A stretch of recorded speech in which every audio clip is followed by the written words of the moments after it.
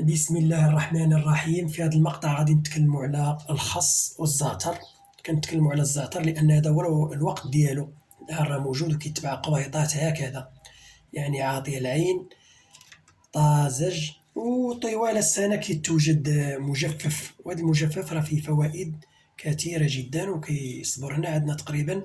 استعملت منه كانت القنينة مملوءة، كانت 5 دراهم، وكيعجبني هذا المجفف سواء مع الحليب المغلي أو مع الحساء، يعني أو في الطبخ راه الأجداد ديالنا قديما كانت المائدة لا تخلو من هذا الزعتر وكانوا ينعمون بصحة.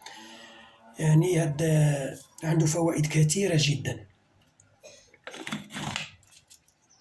فمن الفوائد ديال هذا الزعتر يعني راه غني بالبوتاسيوم والمعادن المختلفة مثل الحديد والكالسيوم والمنغنيز.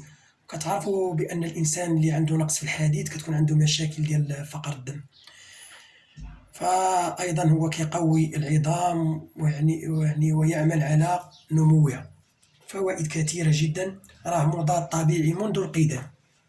بالنسبة لهذا هكذا يباع فيه من مارس إلى أبريل موجود، ولكن طول السنة موجود هذا المجفف، والاستعمالات ديال المطبخ أكثرية هذا المجفف.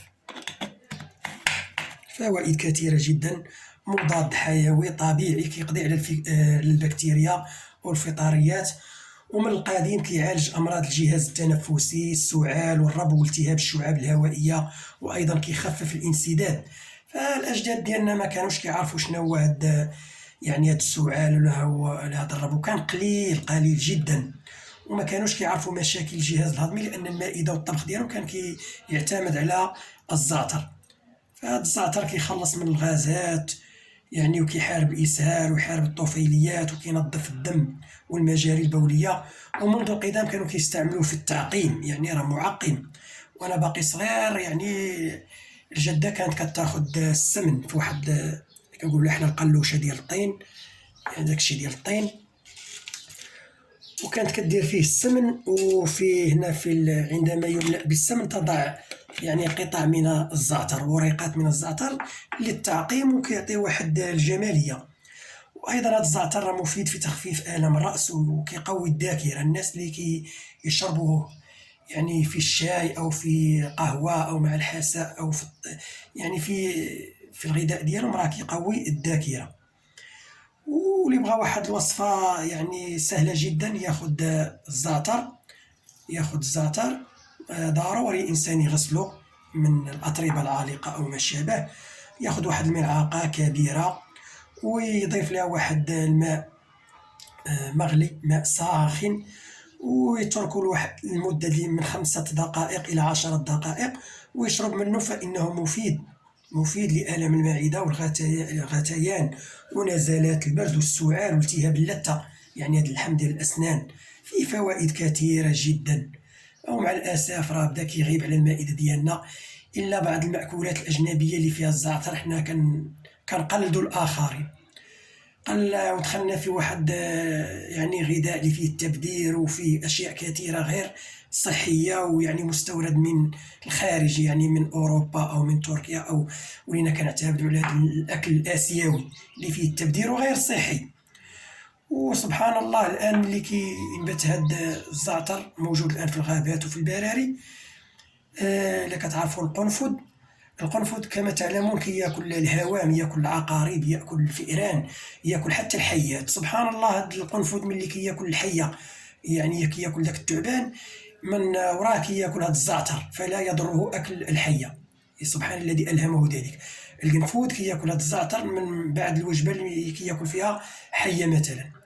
والقنفذ تكلمنا عليه في مقاطع سابقة أنه كيمشي لك الدالية ديال العنب، شجرة تاع العنب، وكيدير واحد الاهتزازات، أو ربما كيلقى بعض حبات العنب متساقطة وكيتحكك عليها وكتلتصق بداك الأشواك ديالو وكياخدها للصغار ديالو. نبهت القنفذ كنقول ليه حنا القنفذ لأن في البادية يقتلونه، والدارعة أنه يأكل مثلا الكتاكيت أو الدجاج الصغير، ونسوا أنه يأكل العقارب والبرص والحيات، يعني وكيلعب واحد الدور كبير في السلسلة الغذائية. فهاد الناس ما عندهمش واحد الثقافة، الله يهديهم، يبتعدوا على هذا القنفذ اللي الأعداد ديالو تناقصت بشكل مهول.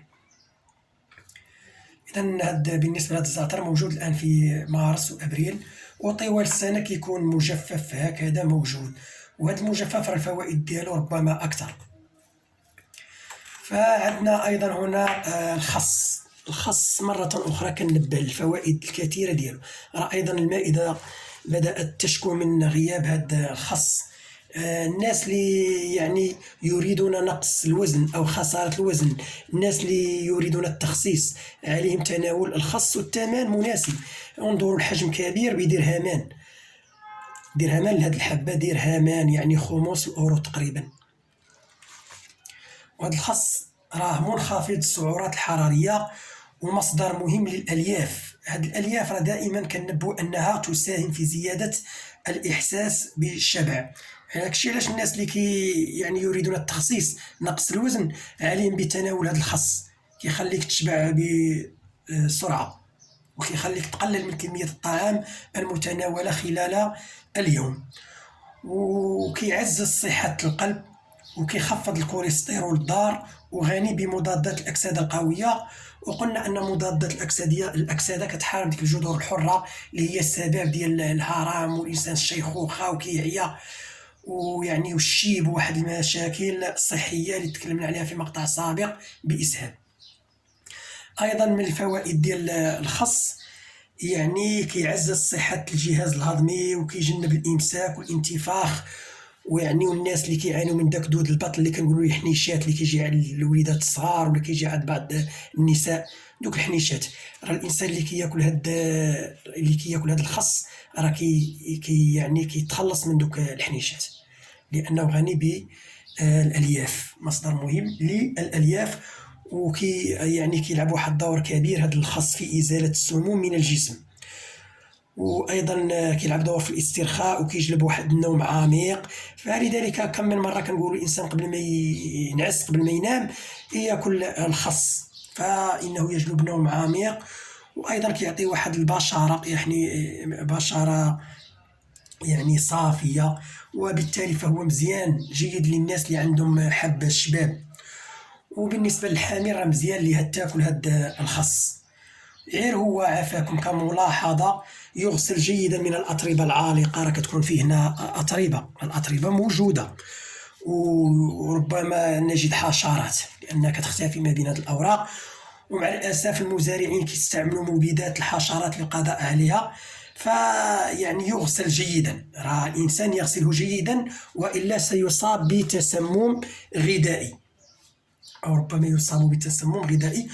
وقضيه اخرى، الانسان لا يكثر منهم. اللي كنقولوا هذا الخس مزيان يعني ناكلوا مرتين في الاسبوع، حتى المره واحده، وليس يوميا وبكثره، لان كاين واحد المشكل، لان هذا الخس وهو في التربه يمتص المعادن الثقيله، يعني مضره بصحه الانسان. ملي كنقولوا ديك المعادن الثقيله مثل الرصاص والزئبق ودول الكادميوم والكروم وما شابه، راه خطيره على صحه الجسم. وهذا الرصاص راه موجود حتى في الهواء. يعني منين جا الهواء؟ جاه من هاد عوادم السيارات، الادخنه المتصاعده من ديك المداخن ديال المعامل اللي كتخرج من السيارات، ايضا عند حرق الاطارات. ولذلك هنا في المجتمعات العربيه كتلقى التسمم بالرصاص في عند الانسان مرتفع بالنسبه للغربيين، لان ما عندناش واحد الثقافه. عندنا الانسان متى كتلحق ديك عاشوراء كيحرقوا دوك الاطارات وكذا، هنا راه مشاكل. قلنا عدم الافراط، يعني عدم الاكثار من تناول الخس. وقلنا راه مزيان الناس اللي كيعانوا من داك المشكل ديال دود البطن. وتكلمنا في مقاطع سابقه داك يعني الشيح حتى هو مزيان هاد دود البطن، ولكن يكفي القليل جدا، يعني نصف ملعقه صغيره في كاس ماء، ولا نداوم عليه. تكلمنا عليها في مقاطع سابقه. كنتكلم الان على الخس. وبالمناسبة نذكر لكم واحد الوصفة مجربة للإنسان اللي عنده مشاكل، المشاكل ديال السعال والربو، الحساسية اللي هلكات الجميع بسبب التلوث اللي طال التربة والهواء والماء. فالكثير كيعانيوا من هذه المشاكل ديال الربو والسعال. فخذوا معايا هاد الوصفة راه مجربة ومزيانة. 50 غرام من بذور البصل، زريعة تاع البصلة، وعافاكم تقداو أو شريو من شي محل يكون فيه الجودة ويكون مزيان ويكون داكشي جديد. قلنا 50 غرام ديال بذور البصل، وواحد 50 غرام ديال الشانوج أسود، الحبة السوداء، الشانوج راح يعني أسود وصغير، الشانوج 50 غرام. وبالنسبة للتقنديش ترى الثمن ديالها مرتفع، ولكن يكفي 5 غرام، 5 غرام يعني قرصة يد، 5 غرام ديال عشبة التقنديش اللي كتسمى عاقر قرحة.